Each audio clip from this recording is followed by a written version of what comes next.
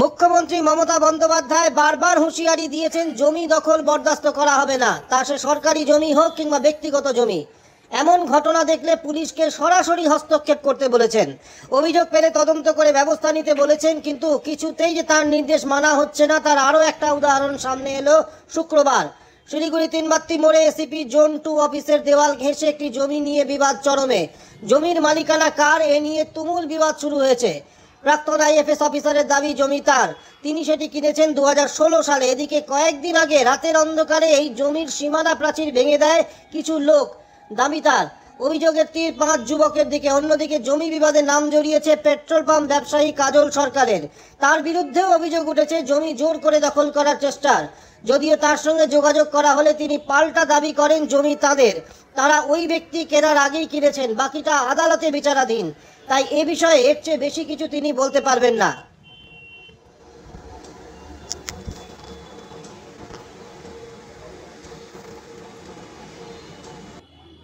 আমি গোপীনাথ রায়। কবে এখানে 20 কাঠা জমি সুন্দরপুর ডেভেলপার্সের সঙ্গে এগ্রিমেন্ট করি কেনার জন্য। এগ্রিমেন্টের কন্ডিশন ছিল আগে ওয়াল করব, ওয়ালের ভিতরে যেটুকু পাবো সেটুকু রেজিস্ট্রি নিব। সেই মতে আমি 2016 সনের মে মাসে থেকে এখানে কাজ আরম্ভ করি। ফাউন্ডেশন করে চারোদিকে ওয়াল কমপ্লিট করি, প্রায় 6-7 মাস লাগে। 6-7 মাসে ওয়াল কমপ্লিট হওয়ার পরে 2017-র 7 জানুয়ারি আমি পুরো জমিটা রেজিস্ট্রি নেই আমাদের 3 জনের নামে, আমার নামে, আমার স্ত্রীর নামে এবং ছেলের নামে। মেয়ের নামে প্রথমে নিয়েছিলাম, মেয়ে আবার ওর ভাইকে গিফট করে দিয়েছে।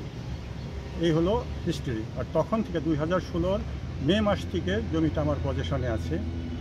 আমি সম্পূর্ণ সার্চ করে নিয়েছি, ডেভেলপার্স প্রাইভেট লিমিটেডের কাছ থেকে কিনেছি। কোথাকার? এটা জলপাইগুড়ির সীতানি গ্রুপ, ওদের কোম্পানি ছিল। দিয়েছি 2016-র মে মাসে কাজ শুরু করেছি, 6-7 মাস লেগেছে চারোটা পুরোটা কমপ্লিট করতে। তো আমরা পেলাম কমপ্লিট ওয়াল কমপ্লিট হওয়ার পরে পেলাম 18 কাঠা 6 ছটাক 8 স্কোয়ার ফিট জমি। সেটুকু জমি আমি 2017-র জানুয়ারির 7 তারিখে রেজিস্ট্রি নেই সুন্দরপুর ডেভেলপারের কাছ থেকে। জমি আমার নামে আমরা করি, এলআর খতিয়ান করি। এলআর খতিয়ান সুন্দরপুরের নামে ছিল, সুন্দরপুর থেকে ট্রান্সফার হয়ে গেল আমার নামে, মিউটেশন করিয়ে নিয়েছি। তো তখন থেকে 2016 থেকে আমি এটাকে ভোগ দখল করে খাচ্ছি শান্তিপূর্ণভাবে। কোনো দিক থেকে কারো তরফ থেকে কোনো রকমের কোনো ডিস্টারবেন্স নাই, এই পাড়ার লোক লোক কোনো নাই। এই জমিগুলি যে পাশের যে জমিগুলি দেখছেন, এই জমিগুলির কোনো অরিজিনাল মালিক কেউ নাই। এরা এখানকার 5-6 জন লোকে ক্লেম করে বসে আছে। এখানটায় ছিল হিবুল ঘোষ নামে একজন, এখানেই থাকতো। হিবুল ঘোষের ডাকনাম হিবুল ঘোষ, ওর আসল নাম হলো শঙ্কর ঘোষ। শঙ্কর ঘোষ এসে বলল যে আপনি তো বাউন্ডারি দিচ্ছেন, কোথায় দিয়ে দিচ্ছেন? যে আমি তো এই যে বাউন্ডারি কেটেছি। উনি এসে দেখে গেছে। আমি সামনের থেকে ওখানে একটু দেখা ছিল, এদিকে ভিতরে ঢুকানো ছিল আমার জমি। আমি এই দিককারটা অল্প জমি ছেড়ে দিয়ে এটা সোজা করে নিয়েছি। এই যে এই বাউন্ডারিটা এখানকার উত্তর পূর্ব দিকে বাউন্ডারিটা স্ট্রেট করে নিয়েছি, একটু দেখা ছিল। আমি নিজের জমি ছেড়ে দিয়ে স্ট্রেট করে নিয়েছি। তখন হিবুল ঘোষ এলিয়াস শঙ্কর ঘোষ এই বাউন্ডারি করার সময় দাঁড়িয়েছিল। শঙ্কর ঘোষও একজন এখনকার বর্তমান জমির মালিক, রেকর্ডেড মালিক। ওরা আমাকে ওই পাশের বাড়ির ঘটনা দেখছেন, মণিধর বলে নাম ওনার, মণিধর, উনি গ্র্যান্ড হোটেলের মালিক, আমার বন্ধু মানুষ। উনি আমাকে রাত্রি 12টার সময় অফিস থেকে ওনার হোটেল থেকে এসে দেখছে এরকম আওয়াজ হচ্ছে ভাঙাভাঙি। আমাকে বললো যে আপনার জমিতে লোক ঢুকেছে, 3টা জেসিবি আর 3টা ডাম্পার ঢুকেছে, এটা ভাঙাভাঙি করছে, আপনার ওয়াল ভেঙে দিচ্ছে। তখন আমার এখানে এই যে কাজল সরকার নামে যে ব্যক্তি, তার উনি আমাকে থ্রেট করে গেছে, আমার পুরো পরিবার উড়িয়ে দিবে, আমাকে খুন করবে, আমার ছেলে খুন করবে, আমার স্ত্রী খুন করবে, আমার মেয়েকে খুন করবে, কোনো চিহ্ন রাখবে না, আর জমি তো নিশ্চিহ্ন করে দেবে থেকে আমার মানে থেকে একটা ওয়াল আছে। তো তখন আছে একীকৃত করে জমির কোনো চিহ্ন রাখছে না, আর ওয়াল যে আছে সেই ওয়ালেরও কোনো চিহ্ন নেই। এরকম করে নিয়ে যাচ্ছে, মানে ডাম্পার দিয়ে উঠিয়ে ফাউন্ডেশন শুদ্ধ গাড়িতে উঠাচ্ছে, ডাম্পার ভর্তি হওয়ার সাথে সাথে নিয়ে চলে যাচ্ছে।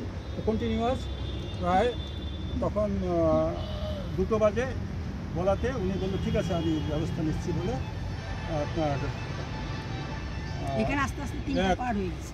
একজন এসআইকে ফোন করলো যে নাকি রাত্রিতে ডিউটি আছে। তিনবাত্তি মোড়ে আশা করলাম যে নৌকা ঘাটের ওখান থেকে ওনাদের একটা পুলিশ ভ্যান, লাল বাতি তো জলে ওদের পুলিশ ভ্যানে, তারপরে আওয়াজ হয় সে ধীরে ধীরে ধীরে ধীরে এইদিকে এগোচ্ছে। তখন আমি বললাম এটা পুলিশের গাড়ি। তো আমি এসে এখানটায় যখন উঠি তিনবাত্তি মোড়ে, তখন ওই কাজল ঘোষের ফরচুনার, কাজল সরকার ওর ফরচুনার নিয়ে ওখানে গাড়ি ঘুরিয়ে ওই দিক দিয়ে আস্তে আস্তে চলে গেল। সাথে দুটো বোলারও আছে, ওই গুন্ডা বাহিনী আছে। বোলেরো আছে দুটা, না তাছাড়াও আর 4-5টা মোটর সাইকেলে ওই কালো গেঞ্জি পরা মাসুলম্যান টহল দিচ্ছে রাস্তার উপরে, দুই দিকে টহল দিচ্ছে। তখন আমি দেখলাম যে এই দিকে ঢোকা ঠিক হবে না, ওই দিক দিয়ে গিয়ে যখন যাওয়ার সময় দেখি এখানটায় খালি আছে, কেউ নেই। তারপরে পুলিশের গাড়িটা এসে দাঁড়ালো এখানে, দাঁড়িয়ে তখন আমাকে ফোন করলো, আপনি কোথায় আছেন? আমি আমার স্পটে আছি, আসেন। আমি কাছেই আসছি। অন্য দিক দিয়ে ঘুরে নৌকা ঘুরে এসে এখানে গাড়ির পিছনে দাঁড়ালাম, প্রাণের ভয়ে যে কখন কী করে দিবে কোনো ঠিকানা নেই, এরা কোথা থেকে গিয়ে গুলি চালিয়ে দিবে। দাঁড়ানোর পরে আমাকে বললো কই এখানে তো কিছু দেখছি না। দেখছেন না, যে আমার ওয়াল ছিল, ওয়াল উঠিয়ে নিয়ে গেছে, কমপ্লিটলি নিশ্চিহ্ন করে দিয়েছে। যে বলে এখন তো কিছু দেখছি না, ঠিক আছে আপনি বাড়ি চলে যান। আমি বাড়ি চলে গিয়ে ঘুমিয়েছি।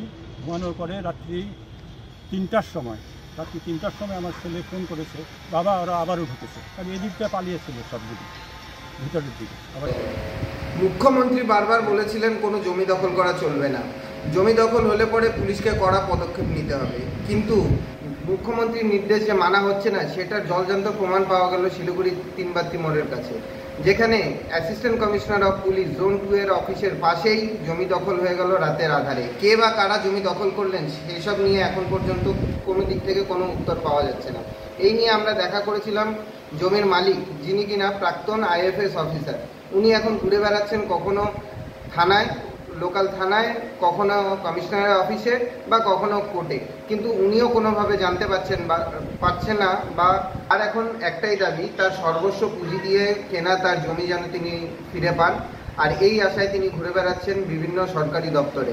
অভিজিৎ মজুমদার, সিসিটিভি।